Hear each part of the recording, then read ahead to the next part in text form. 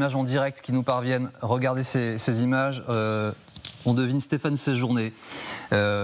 Mathieu Carman, vous êtes en direct du Bourget. Voilà, Louis Arnault qui descend libre après 2 ans de captivité en Iran, Mathieu.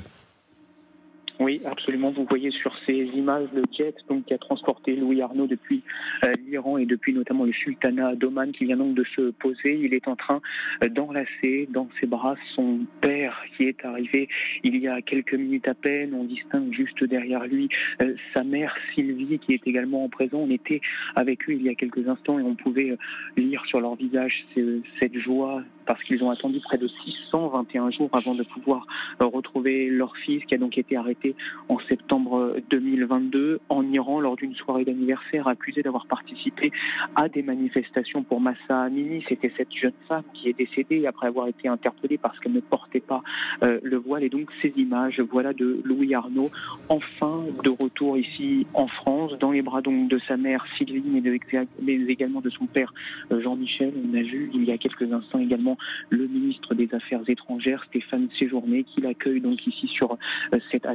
dans cet aéroport du Bourget. Il y a également les secours qui sont présents pour notamment voir son état de santé, s'il est en bonne santé ou non. Mais il est actuellement debout dans les bras de ses proches, de sa mère, de son père, mais également du ministre des Affaires étrangères, Stéphane Séjourné. Image évidemment extrêmement forte, d'émotions puissantes. Ses parents, ses proches se sont battus depuis 2 ans pour obtenir sa libération. Le véhicule de secours, évidemment, pour le prendre en charge immédiatement, il va être soumis à des examens médicaux. En Iran, on l'a jugé apte au voyage, ce qui explique qu'il ait pu regagner la France ce matin. François, c'est évidemment un moment très important. Avec ce retour de ce jeune homme, il reste 3 Français encore détenus dans les geôles iraniennes au moment où nous parlons. Oui, c'est ça. Il reste encore Cécile Collère, Jacques Paris et un homme qui s'appelle Olivier, dont le nom de famille n'est pas connu, n'est pas communiqué par les autorités françaises pour des raisons de sécurité et probablement aussi d'anonymat réclamé par les familles. Ces images, elles font plaisir à voir, François. Mais bien sûr, parce que ce ne sont pas les premières justement de libération de prisonniers français détenus en Iran qui sont considérés aujourd'hui par le Quai d'Orsay comme des otages d'État, parce que les faits pour lesquels ils ont été condamnés et incarcérés ne sont pas justifiés en l'occurrence par quoi que ce soit. Et donc, oui, c'est considéré par la France comme étant des actes de rétorsion par rapport à la politique que mène la France au Proche-Orient. Et notamment, on le voit dans sa politique vis-à-vis des pays du Golfe, vis-à-vis d'Israël.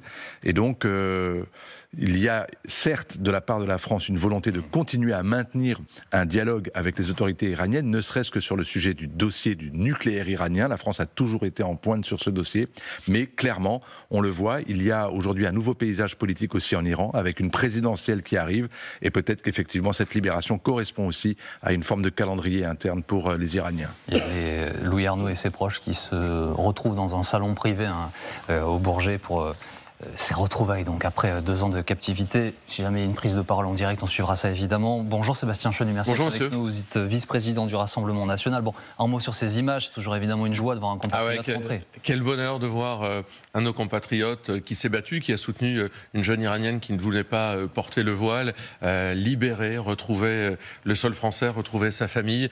Moi, je me réjouis. Je me réjouis pour lui, je me réjouis pour notre pays de le voir revenir. Ce sont de belles images et ça fait du bien.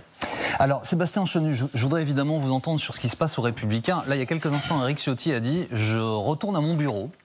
Donc il va essayer de regagner un bureau d'un parti dont il a été exclu par ses cadres hier. Je ne vais pas me pencher sur la situation juridique parce que visiblement l'exclusion d'Éric Ciotti ne me semble pas possible. Enfin, que se passe-t-il? Éric Ciotti en fait est soutenu par sa base dans cet accord. Éric Ciotti a souhaité un accord avec le Rassemblement National pour avancer, pour redresser le pays. Il est soutenu par sa base et il est empêché par quelques barons qui eux ont ruiné la droite pendant des années.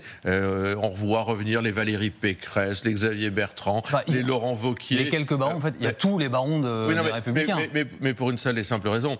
Eux, ces députés qui d'ailleurs en coulisses nous disaient « On espère qu'aux législatives, il y aura un accord avec vous ». Moi, je peux faire la liste des députés LR qui nous disaient « On espère qu'on fera quelque chose, qu'on ne fait pas de candidat ». Donnez-nous quelques noms. Non, mais je suis pas une balance.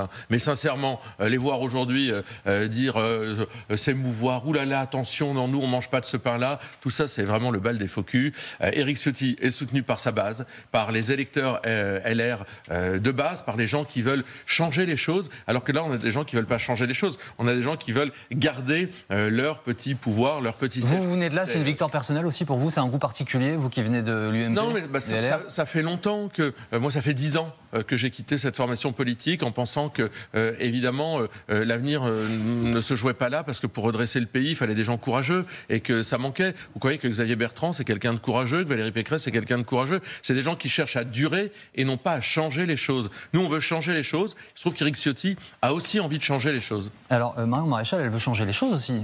Pourquoi est-ce qu'elle ne peut pas être membre d'une alliance avec le Rassemblement national? Est-ce que son nom est synonyme de diabolisation, de rediabolisation? On n'a pas voulu faire d'accord avec le parti Reconquête. Pourquoi? Parce que Zemmour véhicule une radicalité qui ne nous va pas. Il est plus libéral économiquement, plus conservateur sociétalement probablement, et puis il a des propos qui sont une provocation permanente. Il insulte Marine Le Pen du soir au matin, les électeurs du Rassemblement national du soir au matin. C'est compliqué, sincèrement. Je veux dire, il faut un peu de cohérence. Donc on n'a pas souhaité cet accord avec Reconquête. En revanche, il y a à Reconquête des gens, des hommes et des femmes, des électeurs qui ont envie de redresser le pays. Marion Maréchal fait partie de ces gens qui ont envie de redresser le pays. Nous, on est là pour tendre la main à tout le monde, et pas seulement d'ailleurs aux gens de droite. Mais vous parlez de constance, de cohérence. Madame Maréchal, Monsieur B, alors il vous a quitté pour rejoindre Reconquête, Monsieur Pelletier, pareil. Ces gens participaient d'un mouvement que vous décriez, puisque vous dites ils nous insultaient du soir au matin, etc. Donc individuellement... Éric Zemmour nous insultait du soir au matin. Mais les autres ont eu des propos durs à votre endroit aussi. Donc ça veut dire qu'en gros, il n'y a que Zemmour qui ne peut pas venir, mais tous les autres sont les bienvenus? Non, je pense qu'ils sont aujourd'hui lucides sur l'impasse politique que représente Reconquête. C'est une impasse politique. Il n'y a pas de voie d'avenir. Et ils se disent, je pense que c'est ce que dit Marion Maréchal, avec beaucoup d'honnêteté, l'heure est grave, le pays est dans un sale état. Si on veut redresser le pays, si on veut empêcher une majorité d'extrême gauche qui est pour la légalisation du cannabis, le désarmement de la police, parce qu'il faut voir aussi le programme de la gauche, on en parlera peut-être, et de l'extrême gauche. Si on veut empêcher ça et redresser le pays, à un moment, il faut tendre la main à Marine Le Pen, qui, lorsqu'elle tend la main à tout le monde, propose une union nationale autour de Jordan Bardella. Mais alors du coup, vous les réintégrez? Vous dites la chose clairement. Est-ce qu'ils sont réintégrés au RN ou pas? Non, c'est pas des histoires de partis politiques, ils ne sont pas réintégrés au RN. Ils ont fait un choix qui est leur choix de mener une vie politique en dehors du Rassemblement national. Mais nous, c'est pas des accords de cuisine qu'on veut. C'est unir. Non, mais d'accord, mais il faut dépasser ça. Unir les Français. Moi, ça m'intéresse pas de savoir combien de sièges, combien de pourcentage on va donner. D'ailleurs, Marion Maréchal ne sera pas candidate. Monsieur Chenu, pardonnez-moi, je vous interromps, mais ça n'est pas vrai. Évidemment que savoir combien de sièges, c'est capital. Je vais l'illustrer un instant avec un sondage qui est sondagé là pour la Tribune Dimanche. Il y a manifestement une forme de dynamique à gauche, sur cette gauche unie. On regarde la différence, c'est 3 points dans ce sondage-là. Ça veut dire 3 points, c'est quasiment la marge d'erreur. Ça veut dire que le moindre siège compte pour savoir qui va gouverner. Comprenez-moi, Monsieur Boursier, les enjeux de notre pays vont au-delà des calculs de politique politicienne. C'est-à-dire qu'aujourd'hui, et vous verrez aussi qu'il y a des gens qui viennent de formations politiques ou qui ont des sensibilités de gauche qui nous rejoignent dans la liste des candidats que nous proposons. Qui ça? Vous verrez, je ne vais pas... si, vous pouvez donner un nom ce matin. Non, mais qui viennent d'où alors? Qui viennent de la gauche souverainiste, qui viennent de la société dite civile, des gens qui n'ont jamais eu d'engagement politique et qui s'enclenchent. On l'a vu avec le magistrat d'ailleurs Charles Prats, qui sera candidat en Savoie, qui est un spécialiste de la fraude fiscale et sociale dans notre pays et qui s'engage avec nous, qui sera candidat en Savoie. Voilà déjà un nom, mais il y en aura d'autres. L'important, c'est ce qu'on va faire pour notre pays, avec qui on va le faire, mais il faut sortir des histoires d'appareils. Alors justement, pardonnez-moi pour clarifier les choses pour les gens qui nous regardent. Peut-être peut-on montrer la projection en nombre de sièges de ce sondage? C'est un sondage, mais les chiffres peuvent évoluer un petit peu. Dans ce cadre-là, manifestement et selon les lois de notre République, le président de la République proposerait au Rassemblement national de former un gouvernement. Or, vous n'auriez pas la majorité absolue. Est-ce que cela signifie pas qu'on revient au départ, quoi, avec une assemblée empêchée? Nous, on se bat pour avoir la majorité, pour que les Français nous donnent cette majorité, parce qu'il faut de la stabilité. Donc on pense qu'on peut réussir à avoir cette majorité absolue, cette stabilité, et ce nouveau départ pour commencer l'après-Macron. En réalité, c'est le premier jour de l'après-Macron qui est en train de se dessiner. Alors, le choix, ça va être simple. Hein. Est-ce que vous voulez comme Premier ministre Jordan Bardella ou Jean-Luc Mélenchon?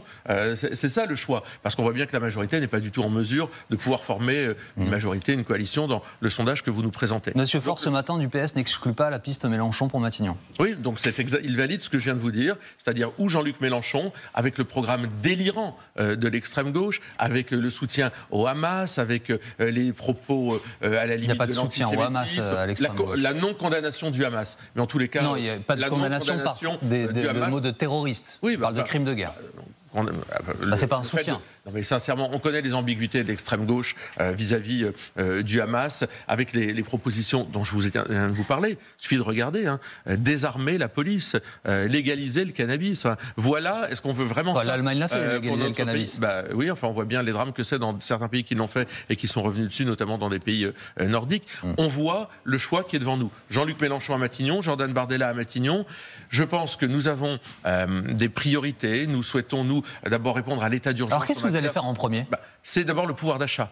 La première des choses, c'est le pouvoir d'achat. Par exemple, on va arrêter immédiatement par un décret la hausse tarifaire du gaz. Ça, c'est la hausse légale du prix du gaz. Ça, on va déjà redonner de l'oxygène aux Français. Et puis, il y a des mesures d'urgence sur le pouvoir d'achat, des mesures d'urgence sur la sécurité, des mesures d'urgence sur l'immigration, et puis des grands chantiers. La réforme des retraites. Nous abrogerons cette réforme des retraites. Nous allons M. Bardella a dit que c'était plus la priorité. Non, il a dit que ça se fait en 2 temps. Oui. Vous m'avez entendu, il y a l'urgence d'aujourd'hui, pouvoir d'achat, sécurité, immigration. Immédiatement, nous avons les leviers, nous jouons avec les leviers que nous avons pour aboutir. Et puis les grands chantiers, la réforme des retraites que nous abrogerons, elle a été mal conçue, mal financée, mal négociée, rejetée par les Français. Nous remettons tout ça sur la table, évidemment. Et puis, bien entendu, les réformes institutionnelles que nous appelons de nos voeux. Il y a des chantiers qui nécessitent plus de temps, qui ne se font pas en un mois. La réforme des retraites, ça ne se renégocie pas, ça ne s'abroge pas, ça ne se négocie pas en un mois, vous l'avez bien compris. Un dernier mot, vous serez ministre, vous, si le RN est majoritaire? Écoutez, on n'est pas du tout en train de se répartir les places. Il faut convaincre les Français de nous faire confiance.